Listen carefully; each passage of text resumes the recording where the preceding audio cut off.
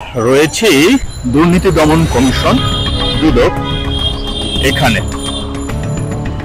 মূলত আসছি সেই দুপুর নাগাদ। এখানে আসার মূল উদ্দেশ্য হচ্ছে সম্প্রতি কোটালীপাড়ার দুজন সচিব সম্পর্কে বলার কারণেই এর মধ্যে নানাভাবে নানান জায়গা থেকে ফোন, তারপরে হুমকি ধামকি এগুলো আসতেই আছে প্রতিনিয়ত, নানান বিষয়। তো যাই হোক, আমি কিছু কথা শুধু এখানে বলতে চাই যে একজন যুগ্ম সচিব তিনি অবসরে যাওয়ার পরে মূলত কত টাকার মালিক হতে পারেন। একজন যুগ্ম সচিব যিনি উপজেলা ইউনো অফিসার হিসেবে কাজ শুরু করেন এবং পর্যায়ক্রমে তার যোগ্যতা দক্ষতায় তিনি যুগ্ম সচিব থেকে অবসরে না যান, তাহলে এই অবসরকালীন এই যে সরকারের বিভিন্ন সুযোগ সুবিধা পাওয়ার তার মূলত তিনি কত টাকার মালিক হতে পারেন। আর হচ্ছে আমাদের ফুল সচিব যিনি ছিলেন জনাব শহীদুল্লাহ খন্দকার, তার কথা একটু পরে বলি। তো একজন যুগ্ম সচিব তিনি কত টাকার মালিক হতে পারেন, কত টাকার তিনি হতে পারেন সরকারের বিভিন্ন সুযোগ সুবিধা। একজন যুগ্ম সচিব তিনি 1 কোটি টাকা সামহাউ সামথিং কম আর বেশি। কিন্তু আমি যে যুগ্ম সচিবের কথা বলবো তিনি 1 কোটি টাকা না,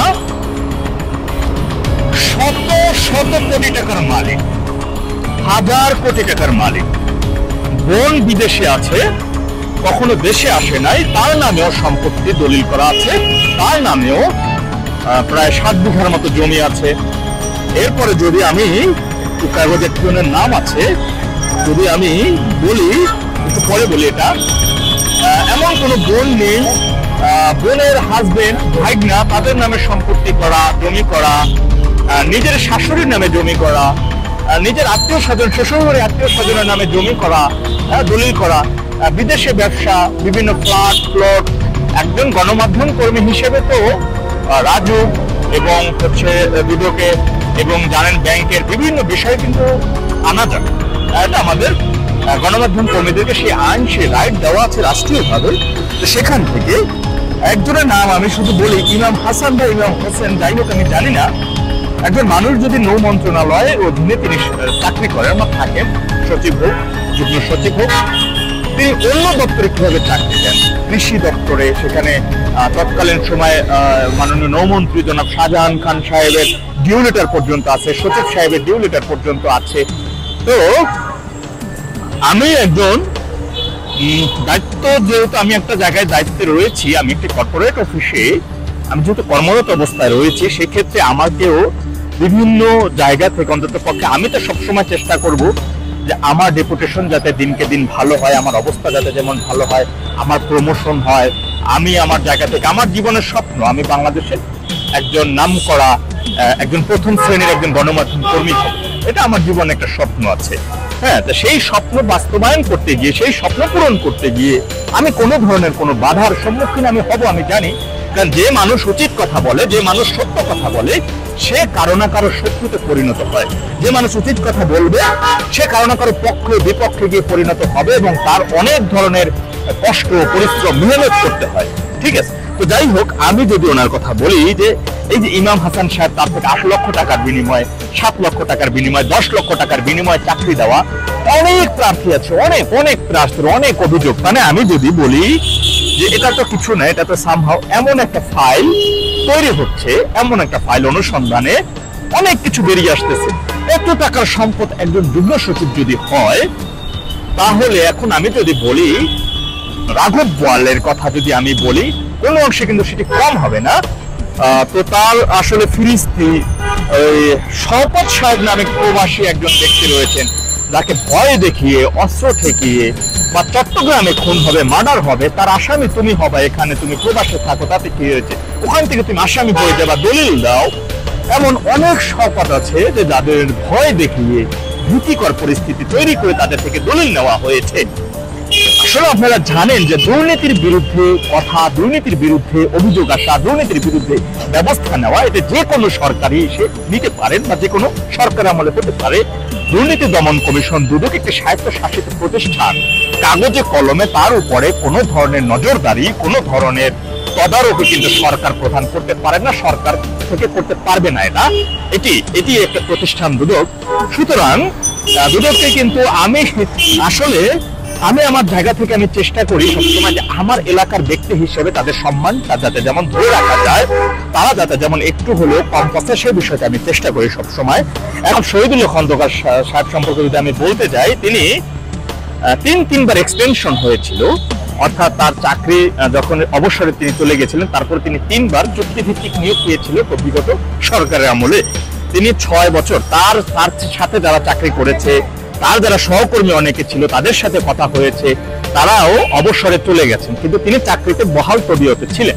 দেখেন, তিনি আসলে সত্যি তার অনেক যোগ্যতা, অনেক মেধা ছিল বলেই কিন্তু তিনি এই চাকরি যাওয়ার 6 বছর এক্সটেনশন, অর্থাৎ 6 বছর চুক্তিভিত্তিক নিয়োগের ফুল সচিবের দায়িত্ব পালন স্বাস্থ্য মন্ত্রণালয়, গৃহ ও গণপূর্ত মন্ত্রণালয়ে তিনি চাকরির পরে তিনি আবার মাননীয় বিগত সরকারের যিনি মাননীয় প্রধানমন্ত্রী, তার নিজ নির্বাচনী এলাকার উন্নয়ন কর্মকাণ্ডের প্রতিনিধি হিসেবে তিনি দেখভাল করেছেন।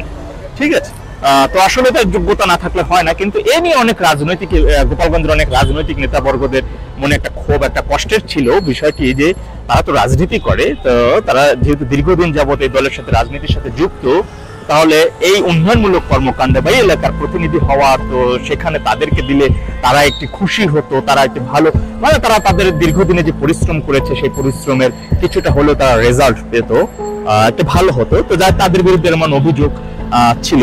তো যাই হোক, এখন তার যিনি পিএস ছিলেন রফিকুল সাহেব, তিনি তার ফিরিস্তি যদি আমি বলতে যাই, পিএস সাহেবের প্রায় 300 কোটি টাকার 300 কোটি টাকার হদিস পাওয়া গেছে যে তিনি প্রায় 300 কোটি টাকার মালিক, 300 কোটি টাকার তার সম্পদ আছে। এখন এটি হচ্ছে অভিযোগ, সত্য মিথ্যা তো যাচাই চলতেছে। তো এটি হচ্ছে পিএস এর বিষয়। এখন আমি মালিকের বিষয়, আমি এই সচিব সাহেবের বিষয় আমি এখন পর্যন্ত কোনো মন্তব্য করতে যাব না, তার অর্থ সম্পদের বিষয়ে যে কোথায় তিনি কি করেছেন। এখন কথা হচ্ছে, কিছু মানুষ আমার এলাকা, যেহেতু তারা আমার নিজের এলাকার মানুষ, সেই ক্ষেত্রে অনেকেই বলতেছে যে আমি কেন এই বিষয়টি নিয়ে ডিল বা আমি কেন এই বিষয়টি নিয়ে কথা বলছি, আমার কি, এটি আইন করবে বিচার। ভাই, আমি যদি এখানে বলতে যাই, অবশ্যই বিচার আইন করবে, বিচার দুদক করবে। আমার বিচার করার, আমার এই ধরনের রাইট বা এই ধরনের ব্যক্তি আমি নই। আমি ক্ষুদ্র একজন গণমাধ্যম কর্মী হিসেবে, আমার অফিসকে, আমার কর্পোরেট অফিসকে আমাকে জবাবদিহি করতে হয়, আমার উপর দায়িত্ব, আমাকে সেটা পালন করতে হয়, আমি শুধু ততটুকুই করি। তো এখন কথা হচ্ছে যে আমি কেন কথা বলবো, আমি তো শুধু ওনাদের বিরুদ্ধে না, আমি আরো অনেক দুর্নীতিবাজদের বিরুদ্ধে আমি কথা বলতেছি।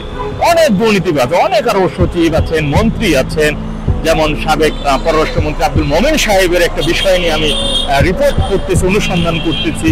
আমি নিজে তার সিলেটে গিয়েছি, আমি সাবেক স্বরাষ্ট্রমন্ত্রী আসাদুজ্জামান খান কামাল সাহেবের একটি বিষয় নিয়ে আমি কথা বলতেছি। যাই হোক, সেই দিকে আমি পরে যাই। আমি শুধু আমার এলাকার যারা বলতেছেন যে আমি কেন, আসলে হ্যাঁ, আমি না হলে অন্যজন করবো না, এখন আমার উপর যেহেতু একটা অর্পিত দায়িত্ব আসছে, সেখানে আমাকে কথাগুলো বলা।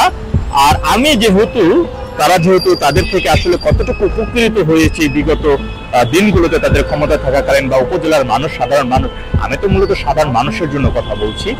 একজন ব্যক্তি, একজন আমলার, একজন নেতা যদি 100 কোটি টাকা দুর্নীতি করে সম্পদের পাহাড় গড়ে, মনে রাখবেন সেই সম্পদ কিন্তু এদেশের 18 কোটি জনগণ, ওই নেতার না, ওই আমলার না বা ওই ব্যক্তির না, 18 কোটি জনগণের সম্পদ। তিনি একা অনেকগুলো সম্পদ লুফে নিয়েছেন। সুতরাং সেটি প্রতিবাদ করে যে কোনো মূল্যে হোক সেই সম্পদ আমাদের বের করতে হবে, রাষ্ট্রীয় কোষাগারে জমা দিতে হবে, জনগণের সম্পদে পরিণত করতে হবে সেই সম্পদগুলো। ভালো থাকবেন, আসসালামু আলাইকুম।